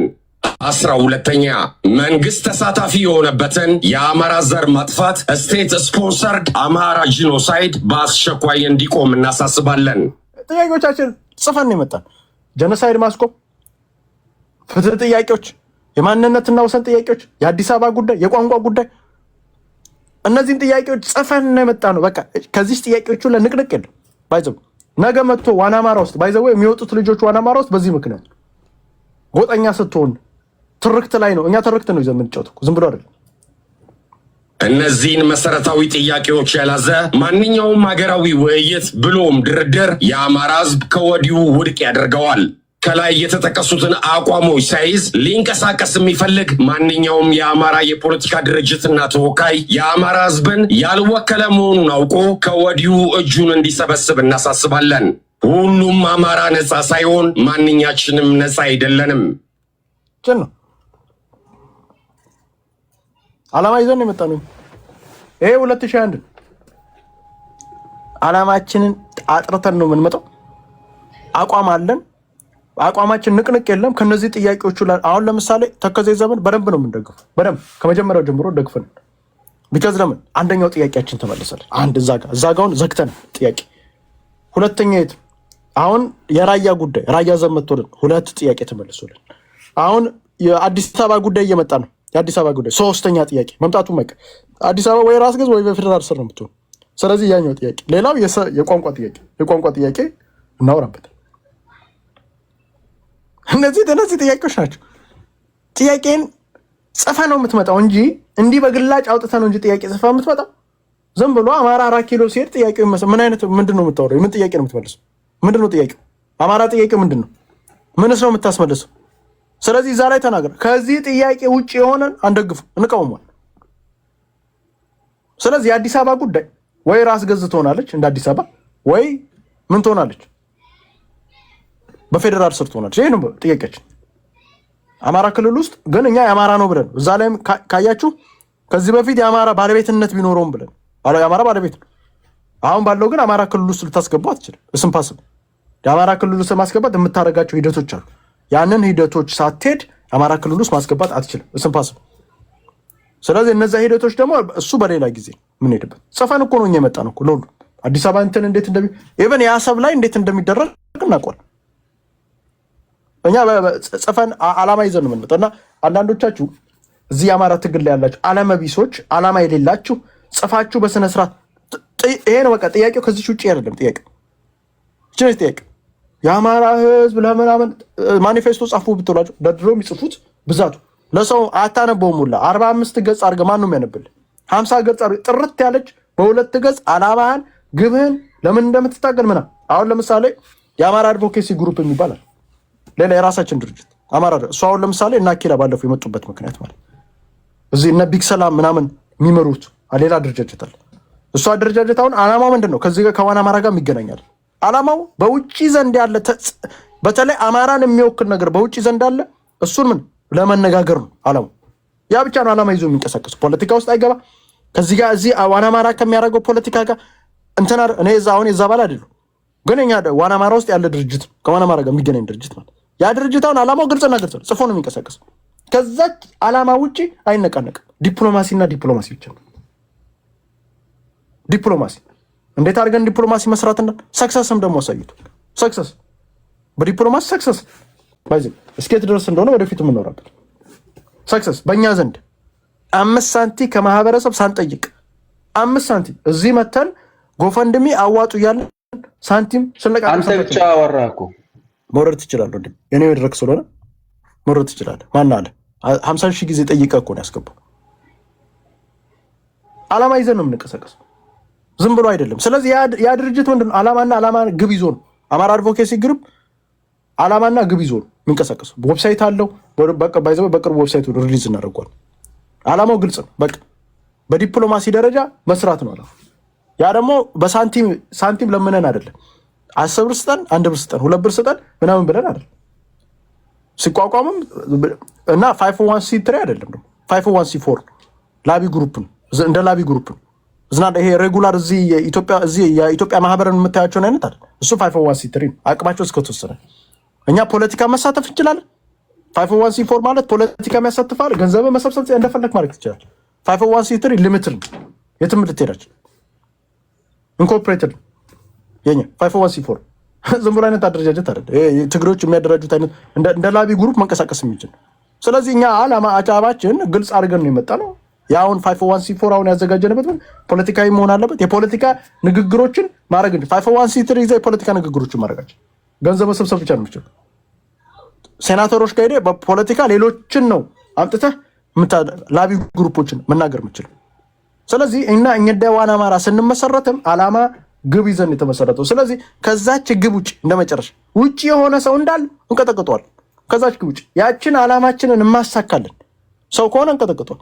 በዓላማ ነው በዓላማ ስትንቀሳቀስ ይሄ ለምን አንጣላ? እዚህ ስንጣላ ድራማ አይታችሁ ታውቃላችሁ? እዚህ ቲክታክ ላይ ድራማ እኮ የለንም እኮ። የዋና አማራ ውስጥ እርስ በርስ ድራማ ፈጠሩ ብላችሁ አይታችሁ ታውቃላችሁ? የለም። ቢካዝ ለምን ግብ ዓላማ ስላለ። ዓላማ ያለው ሰው አይጣልም፣ በዓላማ ይገናኛል። አሁን እኛ ውስጥ አሁን ገብቶ የሚወጡ ልጆች አሉ፣ መብታቸው። ዓላማ ድርጅቱ ግን ዓላማና ግብ ይዞ ነው የሚሄደው። ይሄ ነው ፖለቲካ ማለት። እዚያው መተን እዚህ ይሄው ስንት ዓመት ሙሉ ስታዩን አንድ ቀን ስንጨቃጨቅ ስንሰዳደር ምናምን አትም ቢካዝ ዓላማና ግብ የላቸው ማለት ነው። የሚጨቃጨቁት እንጂ ዓላማና ግብ ሳይኖራቸው ስለ አንድነት ስለፈጠሩ እኮ እኛ አደረጃጀቱ ስትገባ ዓላማና ግብ ይዘህ ነው የምትገባው። ዝም ብሎ አይደለም። ዝም ብለህ የምትገባ ከሆነ ተፈንቅለህ ትወጣለህ። እኛ ድርጅቱ ውስጥ ገብተው ዓላማ ይዘው የገቡ ሰዎች ነበሩ ሊያፈርሱ። በቀይ ካርድ ነው ወዲያው ነው የተመለሰው። ዛሬ ከዚህ የታቀማለሁ። ስለዚህ ዓላማ ስትይዝ የፈለከውን ነገር አላማ ከሌለ ግን የፈለከውን አሁን አንዳንድ ሰዎች እናንተ ዘመነ ተጣላል ባይዘው እንደኛ ለዘመነ ካሴ ይጮል መጮ ብቻ አይደለም ለዘመነ ካሴ ግንባር ነው እንል መጨረሻ ላይ ግን አገው ማለት አማራ እኛ እኮ ትርክት ነው እዚህ የምንሰራው እንደ አማራ ትርክት የማህበረሰባችን ትርክት ይዞ የሚመጣ ሰው ካለ አንሰማም። ስለዚህ ለእንትና ማን ስሙ አሁን እስር ቤት ይገባቸው ለሷም ድምጽ ስንሆን ነበር ድምጽ ያለው ነው ሰው ይል ባይዘው ድምጽ ያለው ነው ሰው ይል ጎይድ ፋሲል ጎይድ እንትኑ ላይ ብቻ ያሰብ ዘብ ላይ ብቻ ሄድበት እሱ ላይ ብቻ ሄዳለሁ። አመሰግናለሁ። ጥያቄዎችን ሁሉ የደረደርካቸው አንዴ ወንድሜ እባክህ ጠብቄያለሁ ረጅም ጊዜ ከሱ በኋላ ትሄዳለህ ብራን። እሺ የደረደርካቸውን ስሰማቸው የነበረውን በሙሉ እደግፋለሁ። እኔ አቋሜን ልንገርህ ብዬ ነው። በአርስቱ ላይ ስናገር በአማራ ብሔርተኝነት እንግዲህ ትንተናዎች ባየው እንኳን እንደ ስትራቴጂ የአሰብ ወደብ ጉዳይ ተራ የንግድ ጥያቄ ሳይሆን የአማራ ሕዝብ የህልውና ዋስትና ነው። ምክንያቱም አሰብ ለአማራ ሕዝብ የህልውና ስጋቱ ነው እና ምክንያቱም እንግዲህ ምንድን ነው የመሬት ከበባና ስልታዊ እስር ቤት ውስጥ ነው ያለው የአማራ ሕዝብ ደብል ላንድ ሎክ ውስጥ ነው ያለው እና የጂኦግራፊካል ኢንካርሰሬሽን ይባላል። የወደፊቷን እንኳን የአማራ ባህር ላይ መውጫ ከሌለው በዙሪያው ባሉ ተቀናቃኞች ኃይሎች ሙሉ በሙሉ ይከበባል ማለት ነው። መውጫ የሌለው ማህበረሰብ ደግሞ ከውጭ ዓለም ጋር መገናኘት ስለማይችል በረጅም ጊዜ ሂደት ውስጥ መዳከሙና በጠላቶቹ መዋጡ የማይቀር የህልውና አደጋ ነው። ሌላው የኢኮኖሚ አንቆ ሳፎኬሽን አሰ ዌፐን ኢኮኖሚክ ሳፎኬሽን ላይ ነው ያለው የአማራ ህዝብ አሰብን በማጣቱ የተነሳ ማለት ነው። የአማራ ክልል የኢኮኖሚ መሰረቱ ግብርና ነው። ወደብ የሌለው ህዝብ ማዳበሪያ ለማስገባት እና ምርቱንም ወደ ውጭ ለመላክ ሁል ጊዜ በሌሎች ኮሪዶሮች ላይ ጥገኝነቱን ይቀጥላል ማለት ነው። በግጭት ወቅትም እንኳን ተቀናቃኝ ኃይሎች የጅቡቲን ወይም የሌላውን መስመር በሚዘጉበት ጊዜ በአማራ ላይ ሰው ሰራሽ ረሃብና የኢኮኖሚ ውድመት ይሄ ጄኖሳይድ ፋሚን የምንለውን ነገር ሊፈጥሩ ይችላሉ። የቴክኖሎጂ አቅርቦትም የጦር መሳሪያም የተለያዩ ዘመናዊ ነገሮችን እንኳን ለማስገባት በጣም ከባድ ነው እና ይህ ደግሞ የስነ ልቦናና የታሪክ የበታችነትንም ደግሞ ያመጣል። ምክንያቱም ይሄ ሳይኮሎጂካል ሰብጁጌሽን የምንለው ታሪክነቱ የአማራ ነው። ቢቀርበውም ለአሰብም ለአማራ ነው እና ወደብ አልባ መሆኑ ባህር አልባ መሆኑ ለዘላለም ለጎረቤት ሀገራት ወደ እንደ በታችነት ስነ ልቦና ሰረቃን ያመጣል። የተሸናፊነትን መንፈስም ፈጥሯል። ስለዚህ ይሄ መመለስ ያለበት ጉዳይ ነው። አማራ በራሱ ብቻ የአሰብን መቆጣጠር የሚችልበት አዎንታዊ ወታደራዊ ስሌቶችም አሉ። ምንም ጽምዶ ምናምን የሚባል እባቦቹን እና ዘንዶቹን ሳይጨምር አማራ ያለ ወጪም ልለው እችላለሁ፣ ግን እንትን ያለ ኃያል ሌላ ኃይል ድጋፍ በራሱ አቅም ብቻ አሰብን ለመያዝ እንዴት ማድረግ አለበት ብዬ ስጠይቅ በሚሊዮን የሚቆጠር እግረኛ ጦሮችን ማሰለፍ ይችላል። እንደ ሂውማን ዌቭ ስትራቴጂ አይነት ነገር ገባ። ምክንያቱም ይህ ህዝብ ከ30 ሚሊዮን በላይ ነው። ሰፊ ብሔር በመሆኑ የባህር በር ጥያቄውን እንደ ህልውና ጉዳይ ከተገነዘበው በሚሊዮን የሚቆጠር እጅግ ግዙፍ እግረኛ ጦር በአጭር ጊዜ ማሳለፍ ይችላል። በአሁኑ ጊዜ ኤርትራ በአንጻሩ በጣም በህዝብ ፍልሰትና በወጣትነት እጥረት የሰው ኃይል እጥረት ስላላት የኢኮኖሚም ሺዝን ባድ ሼፕ በዲፕሎማሲም በሁሉም ነገር ላይ የፈረሰ መንግስት ስለሆነ ጊዜው ነው ብዬ አስባለሁ። የአማራ ግዙፍ የሰው ኃይል ማዕበል የበረሃውን አስቸጋሪነት ተቋቁሞ የጠላትን መከላከያ መስመር በብዛት ለመስበር ይችላል ብዬ አስባለሁ። ፈጣንና ይሄ ድንገተኛ የተስፋፊነት ዘመቻ የምንለው አለ። የአማራው ኃይል ከተራራማው ጂኦግራፊውን ብታየው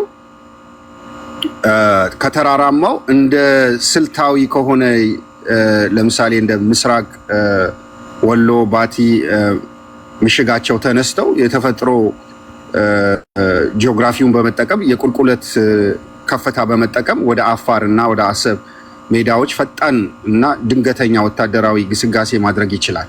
የኤርትራ ጦር ተደራጅቶና ተጨማሪ ኃይል አምጥቶ ሳይከላከል በአጭር ቀናት ውስጥ ወደ ወደብ ከተማዋን ሰብሮ በመግባት በቁጥጥር ስር መዋል የሚችልበት ወታደራዊ ፍጥነት ይኖረዋል። ጂኦግራፊውም ቁልቁለት ስለሆነ ይጠቅመዋል ማለት ነው።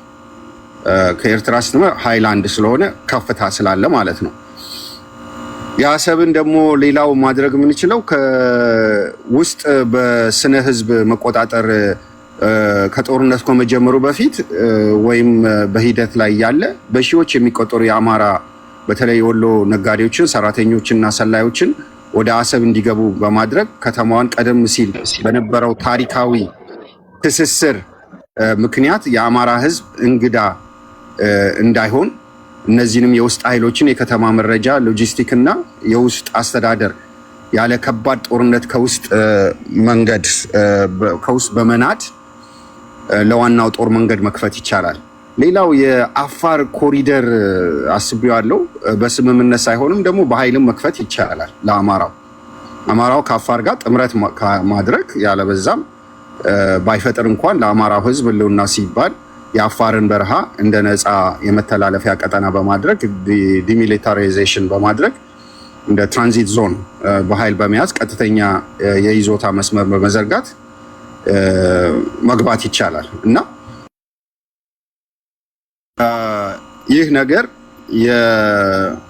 በሚሊዮንስ የሚቆጠረውን የአማራን ኃይል ህዝብ እንደ ህልውና ስጋት ነው እኔ ማየው እና ይሄ ነገር የተያዘው አጀንዳ እዚህ የሚያስቀምጥከው እንደ ህዝብ ሲታይ ጊዜ የአማራ ህልውናው ስጋቱ ለመቀነስ ለማጥፋትም ኢኮኖሚውንም ለማጠናከር ለህዝቡም ደግሞ ጥሩ የሆነ ኢኮኖሚ እንዲኖረውና እንዲስፋፋ እንዲያድግ አሰብ ወሳኝ ነው ማለት ነው። ይሄ እንግዲህ ቀጥታ ነው። ምክንያቱም እኔ ራሴ በጣም የምደግፈው ነገር ነው። ምክንያቱም የአማራን አንደኛውን ሳይኮሎጂካሊ እንኳን ስናየው ከተወሰደበት በኋላ በጣም ሲታገልለት የነበረው ነው የአሰብ ጉዳይ እና ይሄንን ሞቢላይዝ ማድረግ ይቻላል፣ ባልካናይዝ ማድረግ ይቻላል። ህዝቡም ደግሞ ውስጡ ያለው የስነ ልቦናው ከዛ ጋር የተሰፋ ስለሆነ ከባህሩ ከጥንቱ ከራሱ የራሱ የነበረውን መሬት የተወሰደበት ህዝብ ስለሆነ እንዲያውም ለማደራደሪያም እንኳን ከመንግስትም ጋር ከተለያዩም ነገር ላይ ከእንደገና የድሮውን ጀግንነቱን ለማሳየት ኢትዮጵያዊነቱንም ለማሳየት ይህ የአማራ ህዝብ አሁን እንዲያውም አሰላለፉን ወደዛ ማድረግ አለበት ብዬ አስባለሁ እውነት ለመናገር። ምክንያቱም ምንድን ነው የሚጠቅመው ሲባል ለአማራ ህዝብ አሰብ ቅርቡ ነው። ለአማራ ህዝብ አሰብ ህልውናው ነው። ብዙዎቹ ተፈናቅለው ወጥተው በማንነታቸው ብቻ ተገድለው ጥርሳቸው ላይ ወርቆናቸው ተወስዶባቸው ተቆርጠው የወጡበት ነገር ነው። ቁጭት ላይ ያለ ህዝብ ነው። ስለዚህ ይሄ የጂኦፖለቲካ ጥቅሞቹ ታሪካዊ ማንነቱና መብቱ ወደፊትም ደግሞ የቀይ ባህር ተጽዕኖ እንዲኖረው የዲፕሎማሲ አቅም እንዲኖረው የቀጠናዊ ትስስር ማዕከል ለማድረግ የአማራው ኃይል ወደዛ ማምራት አለበት እላለሁ። ምክንያቱም ከጥቅሙ አንጻር እንግዲህ እዚህ ቤት ብዙ ጊዜ የሚነገረው ከጥቅም አንጻር ነው። ስልት ነው። ስልት ስለሆነ እንደዚሁ በድንፋታና በጨለምትነት በጥላቻ ሳይሆን ጥያቄዎቹን የሚመለሱለትን ጥያቄዎች እየጠየቀ በአንድ ቦታ ብቻ መንግስት ላይ በማተኮር ብቻ ሳይሆን ትኩረቱንም ደግሞ ቀየር በማድረግ ስትራቴጂ በመፍጠር እንዲያውም አሁን በሚነሳው ጦርነት ላይ እንዴት አድርጌ ነው እኔ የምገባውና የምቆጣጠረውን የሚለውን ነገር እኔ ደግፈዋለሁ። ምክንያቱም እንደ አንድ ኢትዮጵያዊ ቁጭት ያለብኝ ሰው ስለሆንኩ ማለት ነው። የአሰብ ጉዳይ ከዛም አልፎ የኤርትራ ጉዳይ ማለት ነው እና የኢኮኖሚ ጥቅሞች አማራጭ መንገድ መስመር አለው። ወደብን ማግኘት ለብዙ ነገሮች ይጠቅመዋል እና ለእኔ እንደኔ እና አፄ የምትሰሩት በእውነት የሚገርም ስልት ነው። ምናልባት እኮ እኔም ቅድም እንደተናገርኩት ሽማግሌዎች ያረጀና የፈጀ ፖለቲካ ይዘው መጥተው ስልት የላቸውም። ብዙ ጊዜ በኃይል ከጥቅም ጋር አያሳስሩትም። ሁል ጊዜ ፖለቲካውን ከጦርነት ጋር ይሰፉታል፣ ከኃይል ጋር ይሰፉታል። ግን ጦርነት እኮ የምታደርገው እኮ ከጥቅም ጋር ነው። ምን ጥቅም አገኛለሁ? ኢጎውን ወደዛ ትተኸው ምንድን ነው የሚጠቅመኝ? አሁን ይሄኛውን ጦርነት ባደርግ ምንድን ነው የሚጠቅመኝ?